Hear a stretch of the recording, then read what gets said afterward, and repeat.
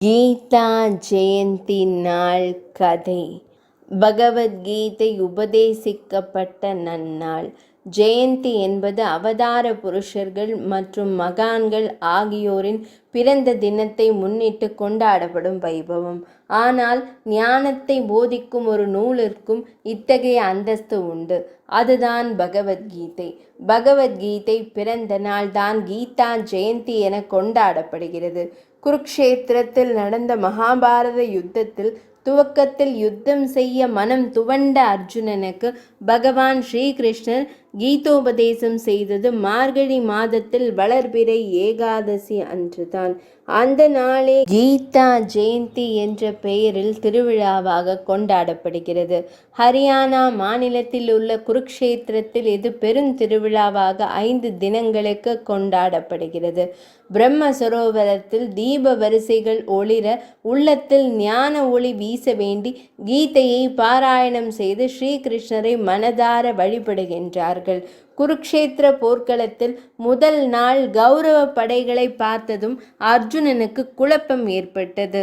நமது உற்றார் உறவினர் குரு ஆகியோருடன் போரிட்டு அவர்களை கொன்று இழந்த ராஜ்யத்தை பெறுவது அவசியம்தானா என்று சிந்தித்தான் அர்ஜுனன். மனம் வருந்தினான். காண்டீபத்தை கீழே வைத்தவன் தேரோட்டியான ஸ்ரீகிருஷ்ணனின் முகத்தை பார்த்தான். அர்ஜுனன் மனதில் உள்ளதை அறிந்த பகவான் அவனுக்கு உபதேசம் செய்தார். அதுவே பகவத்கீதை என்று போற்றப்படுகின்றது. மேலும் அர்ஜுனனுக்கு விஸ்வரூபம், அதாவது பேருருவம் காட்டியும் திருவருள் புரிந்தார். பகவத்கீதையானது 18 அத்தியாயங்களில் 701 ஸ்லோகங்களாக அமைந்துள்ளது. இவற்றில் மானிடர்கள் அமைதியாக வாழ கடைபிடிக்க வேண்டிய கர்மம் மற்றும் தர்மம் ஆகியவற்றை பகவான் அருளியுள்ளார். பகவத் என்றால் இறைவன் என்றும் கீதா என்றால் நல்லுபதேசம் என்றும் இதற்கு பொருள் உண்டு. இதற்கு இன்னொரு பொருள் கூறுவதும் உண்டு. கீதா என்ற சொல்லை வேகமாக சொல்லிக்கொண்டே வந்தால் தாகி என்று மாறும். தாகி என்றால் தியாகம் என்று பொருள். வாழ்வில் வரும் சுக துக்கங்களையும் இன்ப துன்பங்களையும் பகவானிடம் ஒப்படைத்து விட வேண்டும் என்பது இதன் தத்துவமாகும். துறவு கொள்ளுங்கள், எல்லாவற்றையும் விட்டு விடுங்கள் என்பதும் கீதைக்குரிய ஆழமான பொருளாகும். அர்ஜுனன் தன் உற்றார் குரு அவர் மீது அம்பெய்த தயங்கிய போது தர்மத்தை காக்க அவர்களை அழிப்பதில் தவறில்லை. அதற்குரிய பலன்கள் என்னையே சேரும் என்று பகவான் ஸ்ரீகிருஷ்ணர் கூறி அருளினார். எந்த செயலை செய்தாலும் அதன் பலனை இறைவனுக்கே அர்ப்பணித்து விட வேண்டும் என்பதே கீதையின் பொருள். எனவேதான் பகவத்கீதை இந்துக்களின் 5வது வேதமாக போற்றப்படுகிறது. பகவான் அர்ஜுனனுக்கு உபதேசித்த பின் எந்த பிரதிபலனையும் பற்றி கருதாமல் தன் கடமையை செய்தான் அர்ஜுனன்.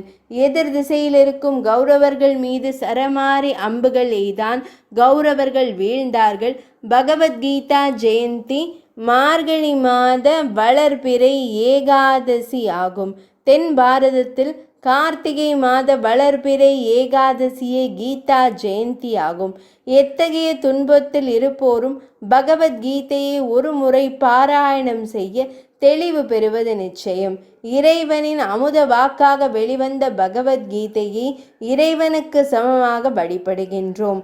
உபனிஷதங்களில் இருக்கும் அரிய கருத்துக்களின் சாராம்சமே பகவத்கீதை.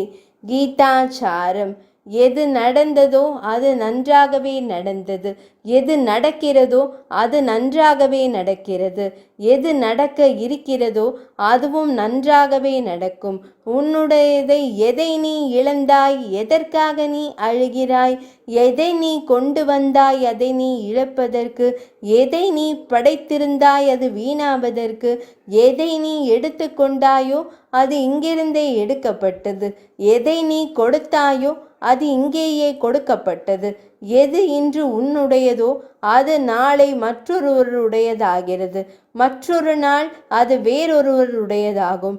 இதுவே உலக நியதியும் எனது படைப்பின் சாராம்சமும் ஆகும் என்று பகவான் ஸ்ரீகிருஷ்ணர் உரைத்தருளினார்.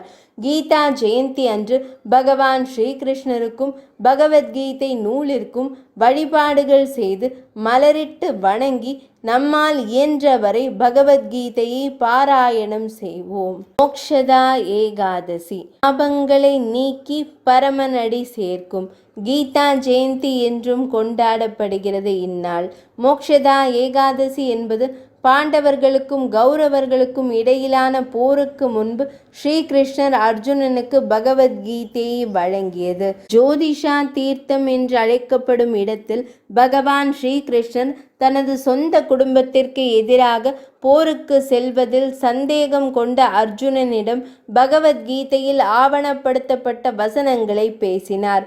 ஒருவருக்கு பகவத்கீதையை பரிசளிக்க மோக்ஷதா ஏகாதசி சிறந்த நாள் என்று நம்பப்படுகிறது. ஏனெனில் பகவான் ஸ்ரீகிருஷ்ணர் கொடுப்பவர் மற்றும் பெறுபவர் இருவருக்கும் தனது ஆசைகளை பொழிகிறார்.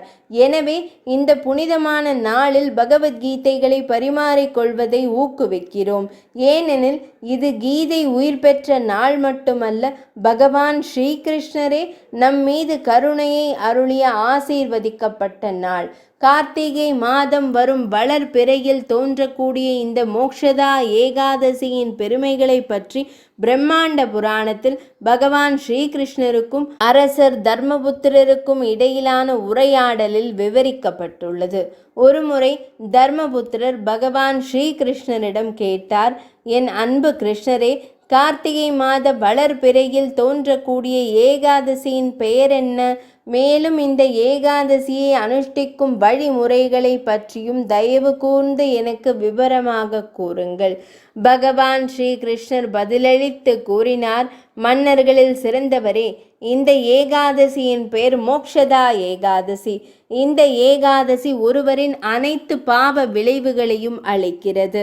இந்த ஏகாதசி அன்று ஒருவர் துளசி மொட்டுக்களால் முழுமுதற் கடவுளை வழிபட்டால் பகவான் மிகவும் மகிழ்ச்சி அடைவார். இந்த ஏகாதசியை அனுஷ்டிப்பதால் ஒருவர் வாஜபேய யாகத்தின் பலனை அடைவார். வைகானசா என்ற ஒரு மன்னர் சம்பகா என்ற நகரத்தில் வசித்து ஆண்டு வந்தார். அவர் தன் மக்களுடன் மிக அன்பாக இருந்தார். அவரின் ராஜ்யத்தில் வேதங்களை நன்கு கற்றறிந்த தகுதி வாய்ந்த அந்தணர்கள் பலர் வசித்து வந்தனர். ஒரு நாள் அந்த மன்னர் ஒரு கனவு கண்டார். அதில் தன் தந்தை நரகத்தில் விழுந்து பற்பல இன்னல்களுக்கு ஆளாகி இருப்பதை கண்டார். இதனை கண்டவுடன் மன்னர் ஆச்சரியத்தில் திகைத்தார். மறுநாள் கற்றறிந்த அந்தணர்களின் சபையில் மன்னர் தான் கனவில் கண்டதை வெளிப்படுத்தினார். நரகத்திலிருந்து தன்னை விடுவிக்குமாறு தன் தந்தை தன்னிடம் வேண்டியதையும் மன்னர் எடுத்துரைத்தார். கனவு கண்ட நாளிலிருந்து மன்னர் நிம்மதியற்றிருந்தார். ஆட்சி புரிவதில் விருப்பமோ மகிழ்ச்சியோ அவரால் உணர முடியவில்லை. அவர் தன் குடும்பத்திலும் சற்று வித்தியாசமாக நடந்து கொண்டார். தன் தந்தை நரகத்தில் துன்புற்று இருந்ததால் தன் வாழ்க்கை, ராஜ்யம், செல்வம், பலம் மற்றும் ஒரு மகனின் செல்வாக்கு ஆகிய அனைத்தும் பயனற்றதே என எண்ணினார். ஆகையால் அனைத்து கற்றறிந்த அந்தணர்களிடத்திலும் பரிதாபமாக வேண்டினார், தயவு செய்து என் தந்தையை நரகத்தின் பிடியிலிருந்து விடுவிப்பதற்கான வழிமுறையை கூறுங்கள். இந்த வேண்டுகோளை கேட்ட அந்தணர்கள் கூறினர், மன்னா, பர்வத முனிவரின் ஆசிரமம் அருகிலேயே உள்ளது. அவர் கடந்த காலம், நிகழ்காலம் மற்றும் வருங்காலத்தையும் அறிந்தவர். ஆகையால் தாங்கள் கனவில் கண்டதை அவரிடம் கூறுங்கள். அந்தணர்களின் ஆலோசனையை கேட்ட வைகானசா மன்னர் அந்தணர்கள் மற்றும் தன் சகாக்களுடன் பர்வத முனிவரின் ஆசிரமத்திற்கு சென்றார். தன் ராஜ்யத்தின் நலனை விசாரித்த பர்வத முனிவரிடம் வைகானசா மன்னர் கூறினார், எனது பகவானே, உங்களுடைய கருணையால் நாங்கள் அனைவரும் நலம். ஆனால் ராஜ்யமும் செல்வமும் இருப்பினும் நான் மிகுந்த சிரமத்திற்கு ஆளாகி இருக்கிறேன். உண்மையில் என் மனதில் ஒரு சந்தேகம் எழுந்தது. அதனை நிவர்த்தி செய்வதற்காக நான் உமது கமல பாதங்களை அடைந்துள்ளேன். மன்னரிடம் நிகழ்ந்தவை அனைத்தையும் கேட்ட பர்வத முனிவர் ஆழ்ந்த தியானத்தில் அமர்ந்தார். சிறிது நேரத்திற்கு பிறகு முனிவர் தியானத்திலிருந்து வெளியேறி மன்னரிடம் கூறினார், எனதருமை மன்னா, உன் தந்தை தன் முற்பிறவியில் அதிகமாக காம இச்சை கொண்டிருந்ததால் அவரே தன்னை இந்த நிலைக்கு தாழ்த்தி கொண்டார்.